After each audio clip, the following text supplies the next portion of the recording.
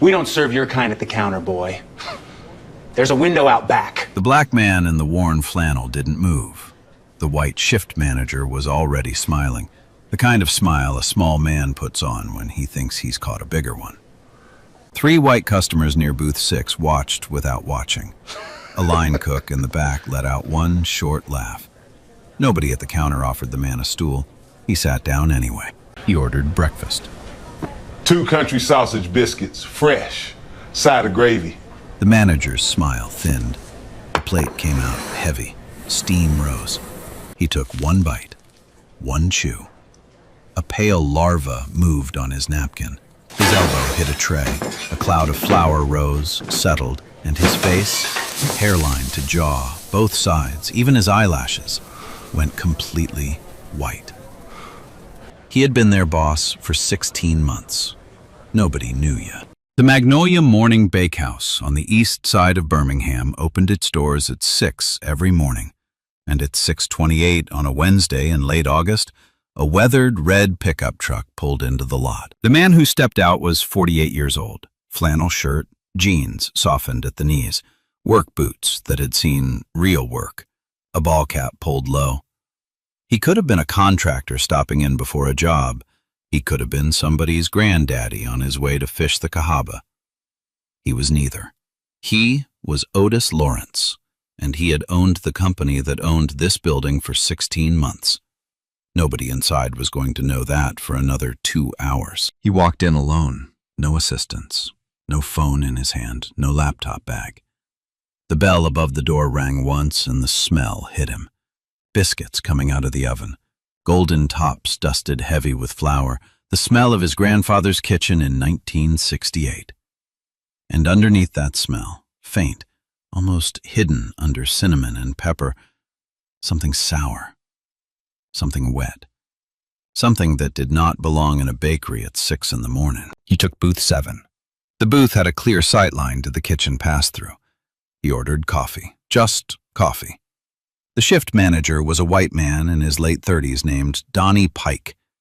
Donnie Pike came over to the booth smiling and said, "You sure I can't tempt you with a biscuit, partner? They just came out." "Just enjoying the coffee," Otis said. "Thank you, sir." Donnie went back behind the counter. He glanced at booth 7. 12 minutes later, he glanced at booth 7 again. 8 minutes after that, a third time. The white retiree in booth 6 had already been refilled twice and not looked at once. Otis filed that. At the prep station behind the kitchen pass-through, a black woman in her late 40s named Loretta Hayes was breaking down a case of sausage. Loretta had worked in this building for 11 years. She had also, for the last 4 months, been quietly photographing the inside of the back storage cooler with her cell phone. 6 photographs. Dates burned into the corners. April through August. She kept the phone in her apron pocket. She kept a small brass key on a yellow ribbon in her shoe. Loretta looked up once and saw the man at booth 7. He was watching the kitchen pass-through. Not the menu, not the door. The pass-through. She set down the sausage and turned to a coworker. "Booth 7, she said low. "Watch him. He ain't here for breakfast." The coworker, a 17-year-old line cook named Junie Mosley, glanced over and shrugged. Junie was biracial, quiet, and had been carrying 6 weeks of voice memos in the depths of her phone. Recordings of Donnie Pike's morning huddles, where he told the kitchen what to do about the smell coming out of the back. Junie had not sent the recordings to anyone. Rent was due on the 1st. A line cook named Wallace slid another full sheet tray of biscuits onto the cooling rack 3 feet behind the front counter. The rack held 24 biscuits. The flour dusted on top was so heavy that a few specks rose into the air every time the swing door from the kitchen opened. A wall thermometer near the cooler read 41 degrees. Someone had taped over the dial and pushed the slider up. A wall calendar above the time clock had a red line drawn through every Tuesday since April. A new hire was getting the orientation tour. The trainer, an older woman, said cheerfully, "And that back door right there is dry storage. Don't go in there. Don't even ask. That's a Mr. Halloran rule." The new hire said, "Who's Mr. Halloran?" The trainer said, "Mr. Halloran is the man who decides if you keep your hours." Otis Lawrence, in booth 7, holding his coffee with both hands, did not turn his head, but he heard. Loretta passed Junie at the prep station and said quietly, "Don't go near the back cooler. Just don't." Junie nodded the way a girl nods at a thing she already knew. The brass padlock on the storage door caught the low fluorescent light. It looked old. It looked like it belonged to somebody who didn't trust the people they paid. At the counter, Donnie Pike laughed at his own joke and watched booth 7 a fourth time. At 7:15, the bell above the front door rang, and a young black woman walked in with a 3-year-old on her hip. The little girl was small for her age. Soft cornrows, pink leggings. She had her arms around her mother's neck and her face buried in her mother's collar like she was trying to disappear into it. The mother's name was Sherelle Whitman. She had been in this diner exactly one time before, 8 days earlier. She had ordered a country sausage biscuit for her daughter to share. 2 days after that, her daughter had been admitted to Children's of Alabama with a fever of 103 and a stomach that would not hold anything down for 72 hours. Sherelle Whitman walked past Otis Lawrence's booth. She did not see him. She walked to the front counter and asked for the manager. Donnie Pike came out smiling. Then he saw who was asking. The smile did something small and ugly at the corners. "Help you, ma'am?" Sherelle pulled a folded receipt from her purse. Her hand was steady. Her voice was not loud, but it was not quiet either. "I was here last Tuesday. My daughter ate one of your biscuits. She was in the hospital from Thursday to Sunday. I'd like to know what was in the food I bought from you." Donnie did not sit down. He did not write anything. He did not call to the kitchen. He listened for 40 seconds with the patience of a man checking a clock. Then he reached behind the counter and produced a little square of paper.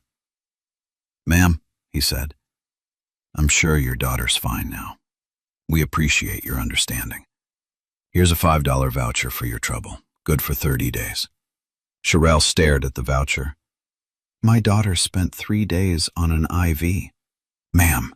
2 booths over, an older black woman set down her coffee. She was a stranger to Sherelle. She leaned over the booth divider and said clearly, loud enough for the front of the room to hear, "Honey, make him write it down. Make him sign it." Donnie's smile thinned. "Ma'am, this is becoming a disturbance. I'm going to have to ask you to take that voucher and step outside. We've got a rush starting. My daughter is 3 years old." "Ma'am, if you don't lower your voice, I'm going to call the police." The room got quiet. The kind of quiet a southern dining room gets when a white man says the police to a black woman holding a child.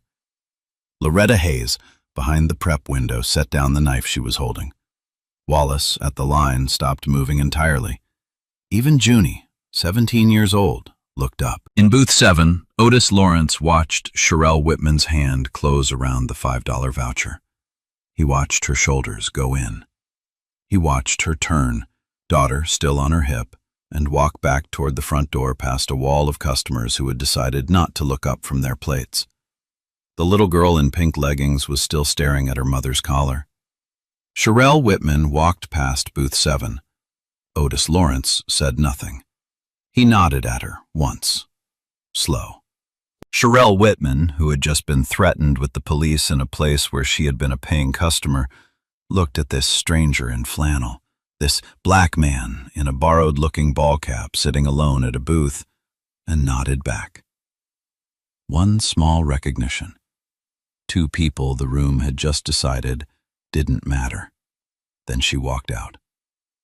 The bell above the door rang once. The front of the diner went back to chewing. Otis Lawrence picked up his coffee. His hand was steady, but it did not bring the cup to his mouth right away. It hovered. He set the cup down again. From the next stool, Loretta Hayes, passing through the dining room with a fresh pot, said, low, almost to herself, but inside earshot of his booth, "You know, last week a white man in a ball cap complained the coffee was cold. Mr. Halloran himself called him personally, comped his whole month." She kept walking. Otis Lawrence sat at booth 7 and listened to the bell on the front door not ring again. 3 customer complaints had been deleted from the company portal in the last 6 weeks, all 3 from women of color. He had a printed copy of every one of them in the glove box of the truck. He stood up. Otis Lawrence walked from booth 7 to a stool at the front counter. It was a deliberate move. The booth had given him a view of the kitchen. The counter would give him the manager. The counter would give him the cooling rack 3 feet behind his shoulder, where the second sheet tray of biscuits had just been slid in, flour dust still settling like fine snow. The counter would put his face in front of every other customer in the room. He sat down. The white retiree in booth 6 glanced at him, then glanced again. A black man at the counter in flannel and a ball cap. The retiree went back to his eggs. Donnie Pike came over with the polite, automatic smile he gave first-time customers and did not give twice. "What can I get you, sir?" Otis pulled a laminated index card out of his wallet and set it on the counter beside his coffee. The card was soft at the edges. The ink had faded once and been gone over with a fine pen. The handwriting was not his.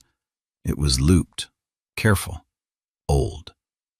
4 ingredients listed in a column, a note at the bottom. Buttermilk biscuit. Feed people the way you'd feed your own child. Pop, 1968. 3 seats down at the counter, an older white woman in an off-duty server's apron leaned over. Her name was May Pritchard. She had worked in this diner since 1979, longer than anyone alive on the payroll. She read the card upside down, a skill servers learn, and said, "Pop's recipe? Lord, I haven't seen the original card in 6 years. Where'd you get that?" Otis smiled and said, "Family." May nodded slowly. She studied his face for a beat longer than was comfortable. Then she went back to her crossword. Donnie Pike was waiting.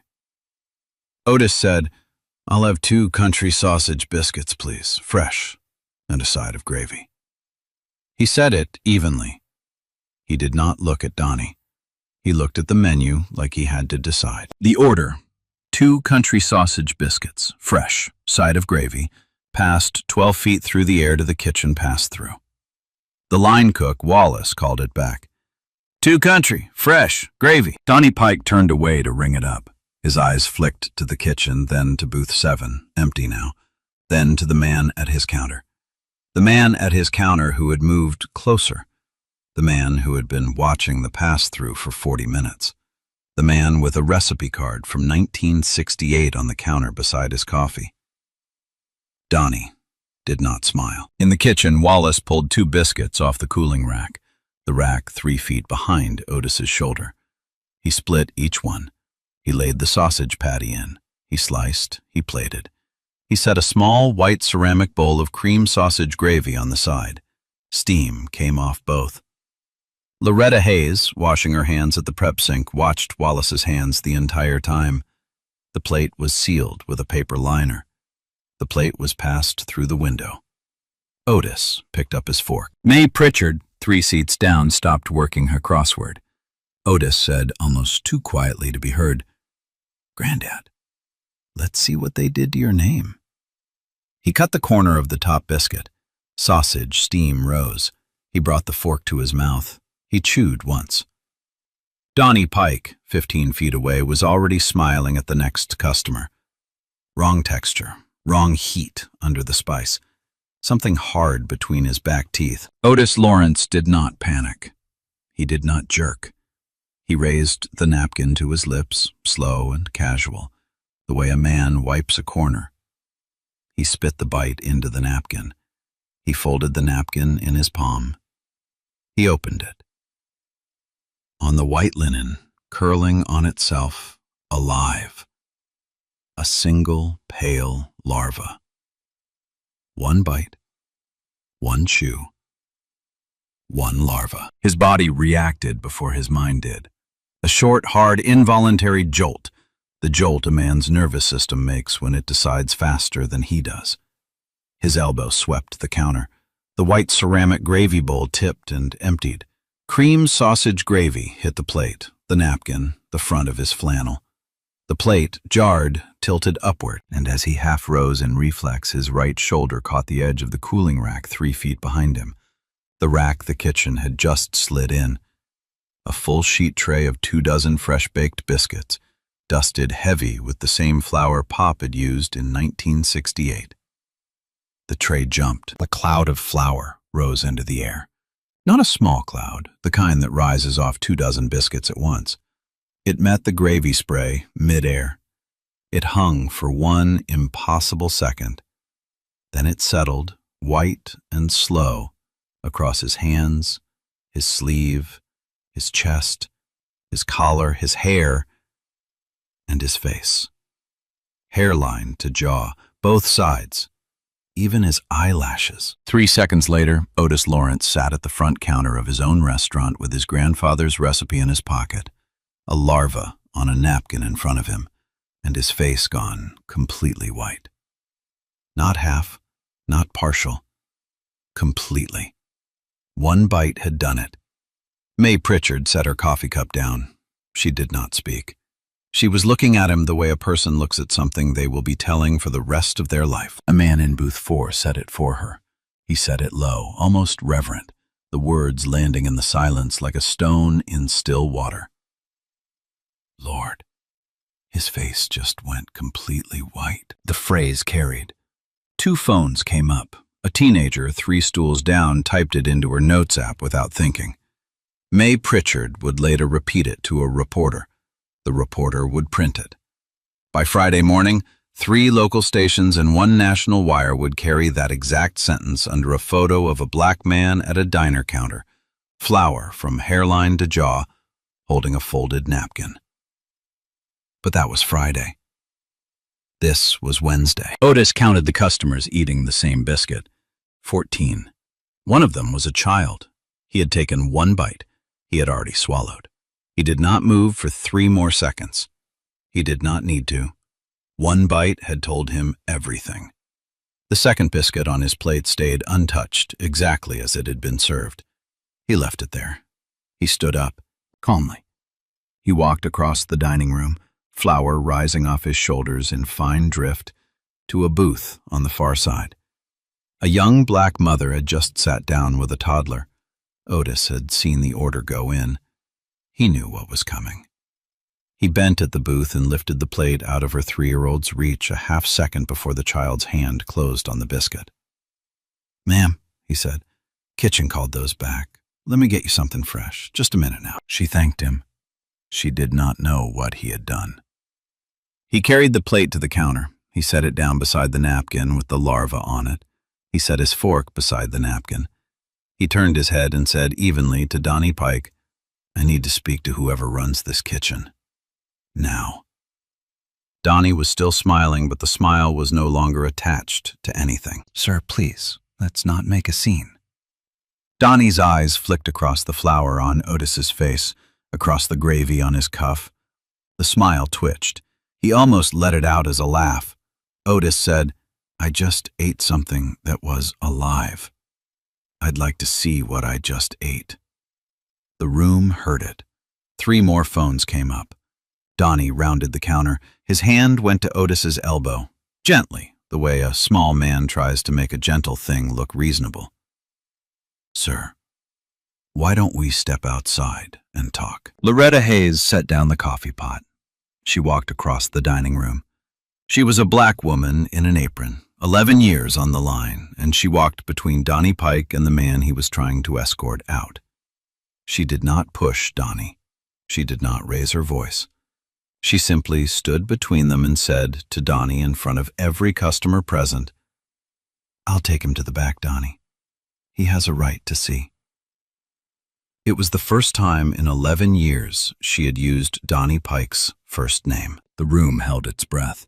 Donnie's face, pink, furious, calculating, could not find an answer for it. Behind them, May Pritchard quietly stood up from her stool. She walked to Otis's spot at the counter. She picked up the untouched second biscuit on its plate. She carried it 3 steps to the prep counter and set it down.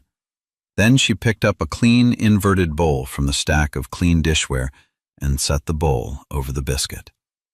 Sealed. May looked at Donnie. "This stays right here," she said. "This is what he ate." May was 69 years old and had been pouring coffee in this room since Otis Lawrence was in middle school. Donnie Pike did not stop her. May walked to the front door. She flipped the open sign to closed. She did not ask. She did not announce. She just did it. Loretta walked Otis past the front line, past the prep station, past the brass padlock on the back storage door, and Otis saw it up close for the first time. Fingerprints in the dust on top of it. Old polish. Wrong scratches. The scratches of someone who opened it in a hurry and did not care if it showed. Loretta walked him into the back hallway where the security cameras did not reach. Wallace, the line cook, stepped in front of Donnie when Donnie tried to follow. "Boss," Wallace said, "you should call Mr. Halloran. He's gonna want to be in on this." Donnie stared at him. Wallace stared back. Wallace was buying time. In the back hallway, Loretta stopped. She looked at Otis, at the flour still in his hair, in his eyebrows, on the shoulders of his flannel. She looked at the gravy still on his cuff. "You're not just a customer," she said. "No, ma'am." "Who are you?" Otis Lawrence took the ball cap off. He held it in both hands. "My name is Otis Lawrence.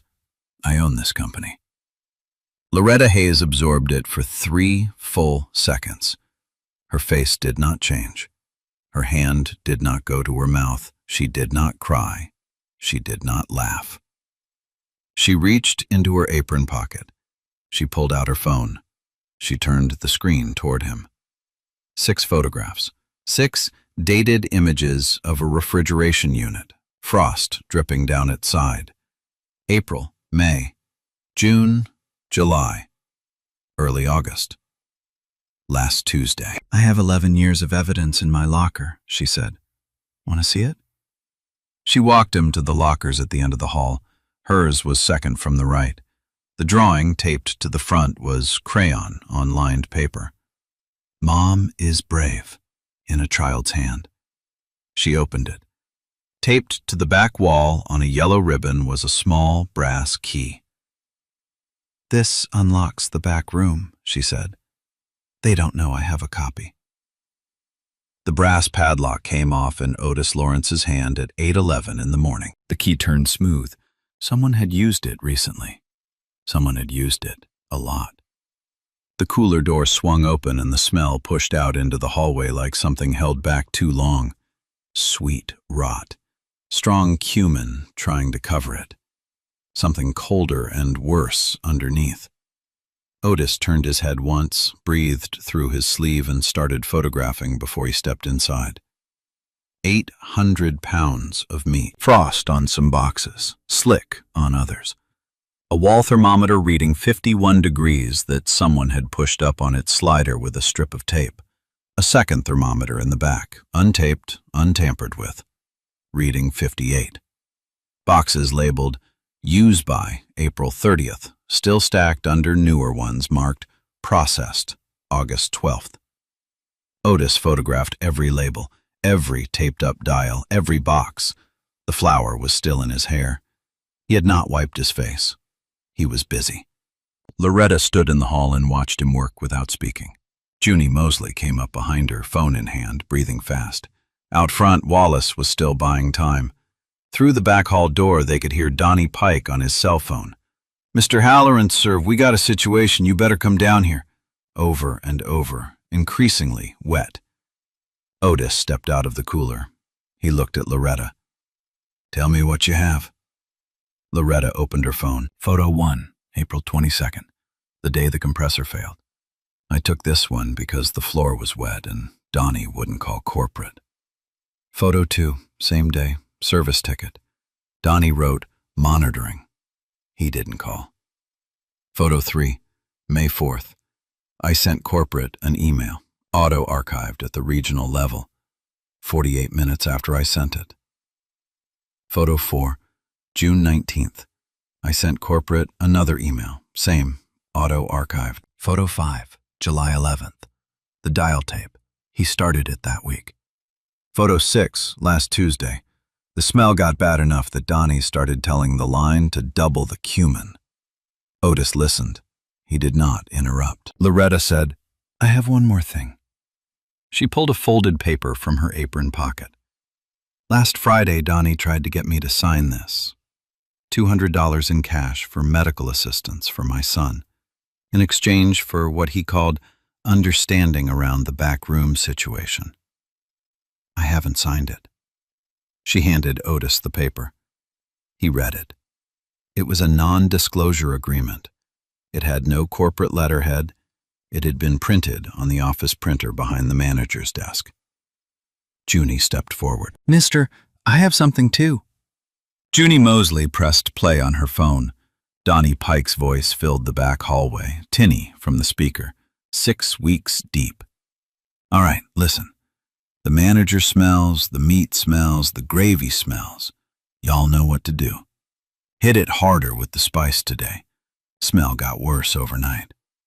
Y'all know what to do. Junie tapped a folder. 28 files, 6 weeks, every morning huddle. Junie said, Mister, this is 6 weeks of my life. I was too scared to send it anywhere. Don't lose it. Otis took the phone in both hands. He held it like a man handed something sacred. I won't, baby. I promise. Wallace came down the hallway. He had his own phone open. Mr. Lawrence, sir, the man who's been coming in the alley at 6:15, off the books refrigeration tech, manager pays him cash. Tells him not to file a service report. Texts on my phone. He sent a delivery of coolant to me by mistake last month. Wallace turned the phone. The text said, same time tomorrow, same envelope, no paper. Otis nodded once. His phone was already in his hand. He called the COO of Magnolia Morning Bakehouse. 3 rings. Hold all 178, Otis said. Hold them right now. I don't care what it costs. I want every store in this chain in a controlled close by 9:30. I want our internal compliance team executing the deployment plan we drew up in March. They're in 2 unmarked vans in a strip mall 4 miles from where I'm standing. Tell them they're a go. He hung up. He called the chief legal officer. Subpoena every compressor work order, every inspection sticker, every voided customer complaint last 6 months. All 178 stores. Start with Birmingham East. He hung up. He looked at Loretta. You didn't bring those leftovers home from a different store, did you? Loretta's face did not move. My son was in the hospital last Wednesday. He ate biscuit and gravy I brought home from this kitchen on Tuesday night.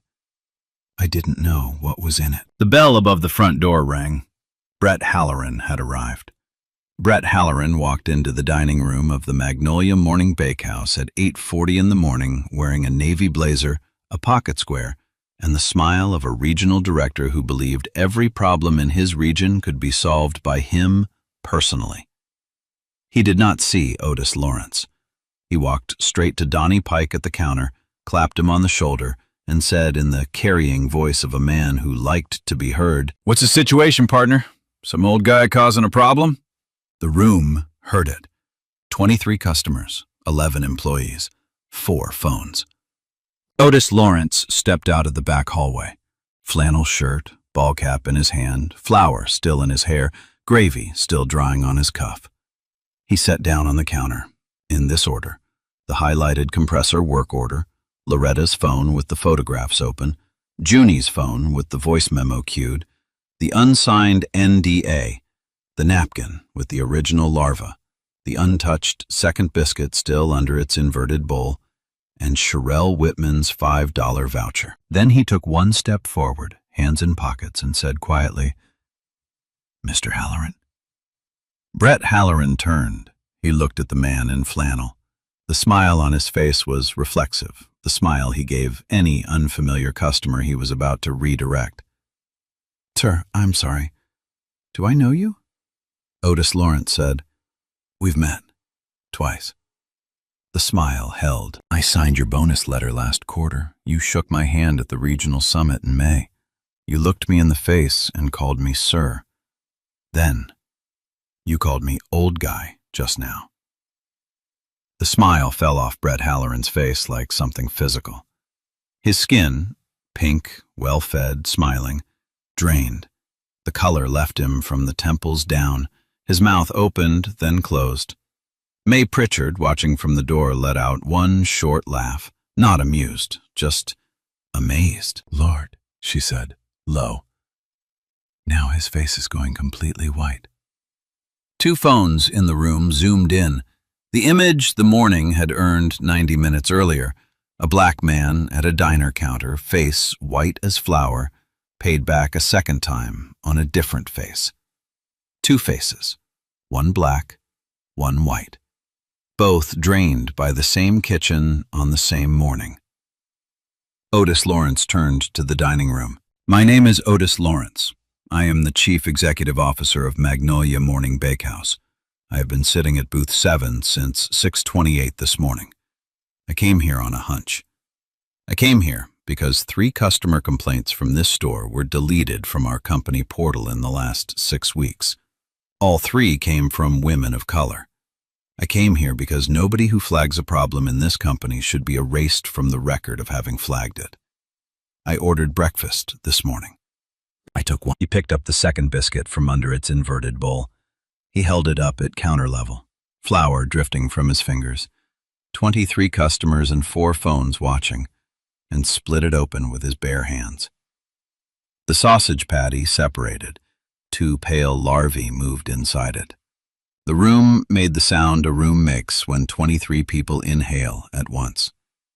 Otis held the open biscuit out at arm's length so every customer could see it. He did not raise his voice. That was in the first one. That was what one bite was. There are 14 of these served in this dining room every breakfast hour. There are 78 stores in this company that received meat from the same supplier this month. He set the biscuit down. Mr. Halloran approved deferral of the compressor service order on this store on April 22nd.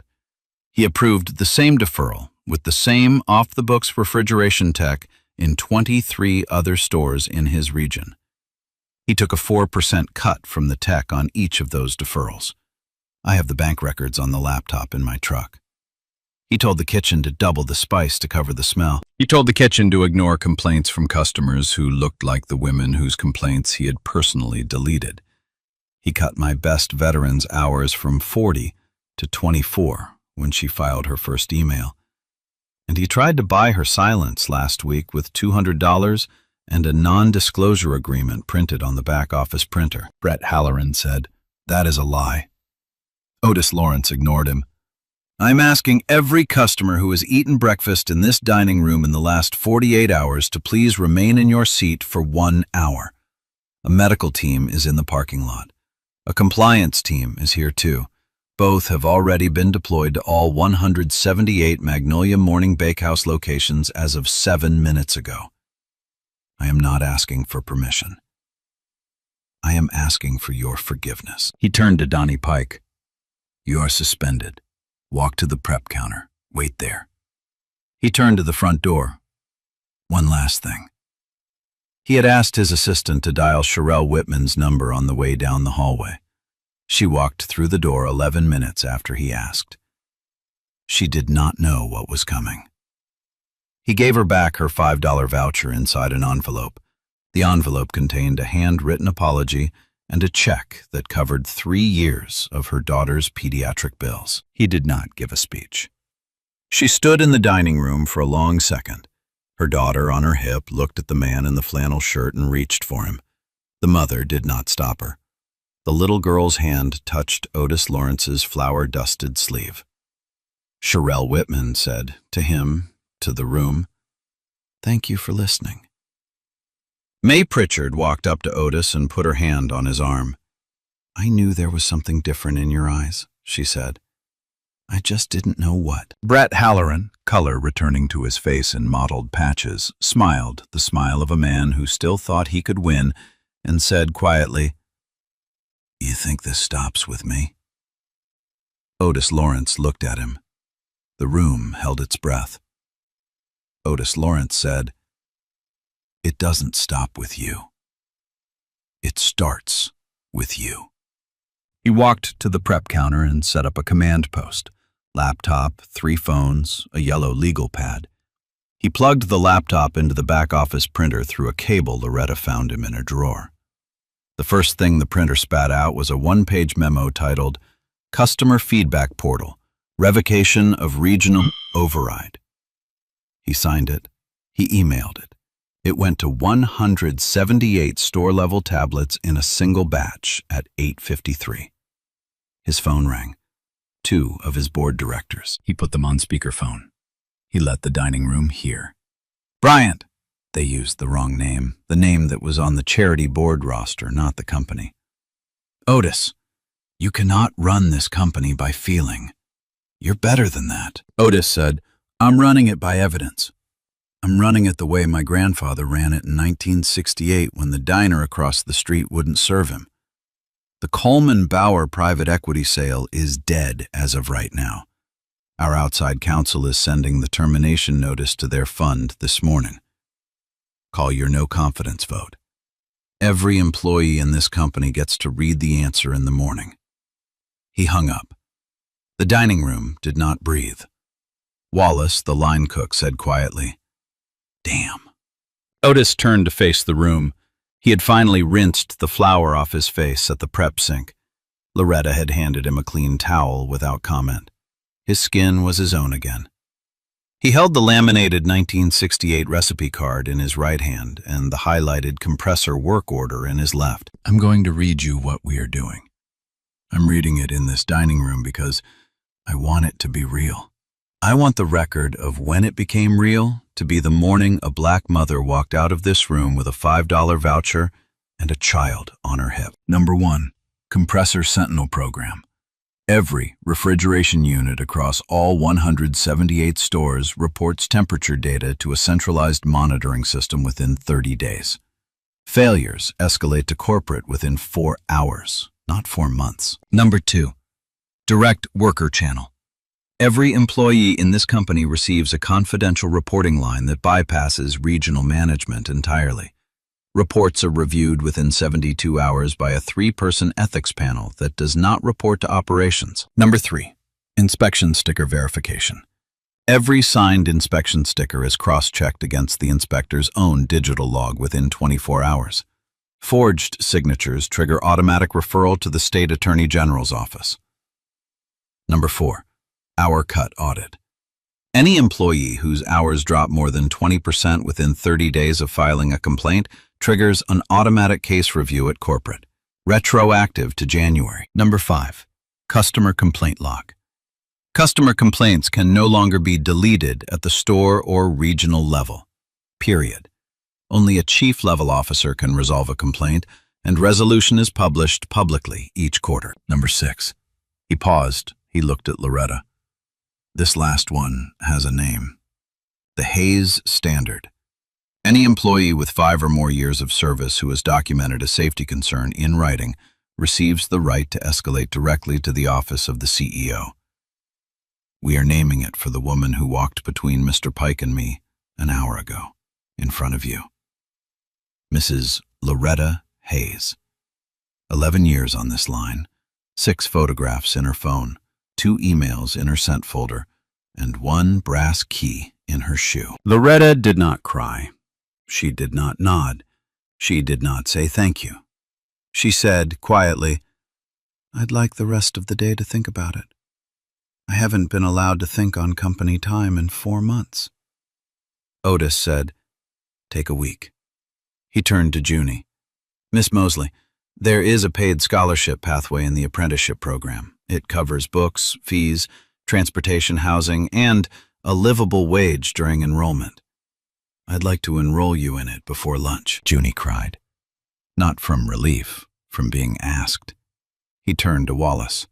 "Mr. Wallace, the direct worker channel needs a lead trainer, somebody who can take it store by store in the South, somebody who knew the warning signs before management did. I'd like that to be you." Wallace nodded once. He did not say anything. He did not need to. Otis turned to May. "Mrs. Pritchard, you ran this dining room for 40 minutes this morning without anyone authorizing you to. You did it correctly. Effective immediately, you are interim store lead. The position is yours permanently if you want it." May said, "I'll take it, on the condition that you let me hire my own crew. Some of these kids out here got run off by Donnie over the last 2 years. I want them back." Otis said, "Done." He turned to Brett Halloran. He did not gloat. He did not raise his voice. He turned the laptop screen around slowly and let it sit between them on the prep counter. Bank records. 23 deferral approvals.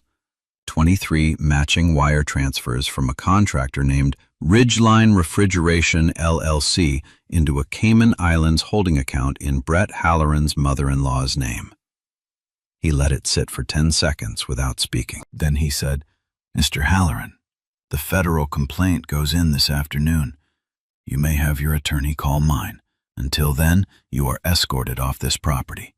Your access to every Magnolia Morning system terminates as of 9:18 this morning. Your bonus checks for the last 6 quarters are clawed back in full to fund the settlement pool. The pool will distribute first to the families of every customer who was hospitalized after eating a Magnolia Morning product since April." Mrs. Whitman's daughter is the second name on it. Brett Halloran said nothing.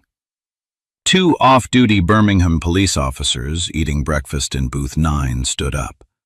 They had been there since 6:52. They had heard the entire morning. They walked Brett Halloran out. He did not look back. Sherelle Whitman, in a booth near the window with her daughter on her lap, watched him go. The little girl in pink leggings waved at the back of his blazer. Nobody told her not to. The dining room exhaled. May Pritchard, the new store lead, walked over to Sherelle Whitman's booth carrying 2 fresh sealed pastries from a kitchen that had been cleared and re-inspected in the last 45 minutes. She set them down. She said, "On the house, baby, as long as I run this room." The bell above the door rang once. Loretta Hayes flipped the open sign back to open. The brass padlock from the storage door was sitting on the prep counter. Otis Lawrence picked it up. He held it in his hand for a moment, weighing it. He did not put it back on the door. He set it down beside his grandfather's recipe card. 2 pieces of paper, 1 piece of brass. 3 definitions of the company. 2 weeks later, the same diner held the same morning rush. The biscuits came out at 6. The smell was clean. The cooler hummed at 38 degrees on a dial nobody had touched. Otis Lawrence was washing dishes. He had on a gray apron and a ball cap. He had not announced he was coming. He had walked in at 5:45, said good morning to the new cooks, and asked May if she needed a hand on the line. May had pointed him to the dish pit. 2 new hires, 18, 19 years old, did not recognize him. They thought he was a friend of May's husband. He liked it. Loretta Hayes carried her son into the diner at 10:15. He was 8 years old. His name was Marcus, which made Loretta laugh because she had been making Otis laugh about that for a week, and he walked under his own power for the first time in 3 weeks. Otis dried his hands. He did not stand up. He went to one knee on the kitchen floor so the boy could see him at eye level. He held out his hand. The boy shook it like a man. "Mister," Marcus said, "Mama says you fixed the kitchen." Otis said, "Your mama fixed the kitchen. I just opened a door she'd been holding for 4 months." Loretta did not cry. She tucked a folded crayon drawing into her apron pocket, a new drawing made the night before by a son with strength enough to hold a crayon. The drawing was a magnolia flower. Otis asked if he could have a copy. Loretta said no. She said her son was going to draw a fresh one for his office. Junie Mosley came in at noon with a piece of paper in a plastic sleeve. Her GED. She had taken the exam the previous Saturday. She had passed it on the first try with a math score that made her mother cry on the phone. May pinned the GED to the wall above the time clock with the same thumbtack she had used in 1979 to pin up her own daughter's first paycheck. Wallace was already on the road. The direct worker channel rollout had started in Atlanta and was working its way west. 16 kitchen workers had attended his first training session in the back room of a Magnolia Morning in Tuscaloosa. It was the first time most of them had been formally invited to learn how to escalate a safety concern over the head of their store manager. One of them had cried. None of them had been written up for attending. The brass padlock from the back storage door sat on a small wooden plaque in the back hallway now. Junie had hand-painted the plaque the week before. The engraving underneath the padlock read, August 27th, we learned. Above it, on a separate sign painted in the same hand, in the same letters, this door stays open. The original 1968 recipe card was framed in every Magnolia Morning kitchen across the chain by the end of the second week. The full text, including the line nobody at corporate had ever read out loud. Feed people the way you'd feed your own child. Above every kitchen door, the reprinted All Welcome sign. On Friday morning, 3 weeks to the day after Sherelle Whitman walked out with a $5 voucher, Loretta Hayes carried a folded newspaper into the back office. She laid it on the prep counter, headline up, in front of Otis Lawrence, and waited for him to look down. The Birmingham Post-Herald. Above the fold. A photograph. A black man in a flannel shirt at a diner counter, flour from hairline to jaw, holding a folded napkin. The photograph had been pulled from the social media account of a customer who had been in booth 4 that morning. Across the top of the page, set in heavy black type, undercover black boss orders breakfast. 1 bite later, his face goes completely white. Otis looked at it for a long moment. He looked at the photograph. He looked at the line of words. He did not smile. Loretta watched him. May sold them the line, she said. It's a good line, he answered. It's the truth, she said back. 1 bite. Truth sells. He folded the paper. He set it next to his grandfather's recipe card. 2 pieces of paper, 2 definitions of the company. A reporter called Loretta that afternoon and asked her how it felt to have a national kitchen safety standard named after her. She said, "It feels like 11 years." She hung up. She went back to the line. 1 year, same diner, same morning. 6:30. The brass plaque caught the morning light through the front window. August 27th. We learned. Below it, framed, the front page of the Birmingham Post-Herald. Beside that, framed, the child's crayon drawing of a magnolia flower. 3 new hires laughed at a joke in the back. A printed copy of the Hayes Standard was taped above the time clock, edges already softened from a year of fingers brushing past it. The 1968 recipe card was framed on the kitchen wall, full text visible. Feed people the way you'd feed your own child. Above the kitchen door, the reprinted All Welcome sign. A black man in a worn ball cap and a gray apron was bussing tables at the front of the room. Nobody recognized him. He liked that. Loretta Hayes, in the National Director of Kitchen Safety windbreaker she had finally agreed to wear after 8 months of refusing, walked to the front door. She flipped the sign from closed to open. Morning light hit the brass plaque. Light hit the framed newspaper. Light hit the magnolia drawing. The bell above the door rang once. Sherelle Whitman walked in with her daughter. The little girl was 4 now. Pink leggings, the same pink leggings almost. They were Sherelle's youngest cousins now, and the little girl had grown into them. The girl looked across the dining room and saw the man in the apron bussing tables. She waved. He waved back.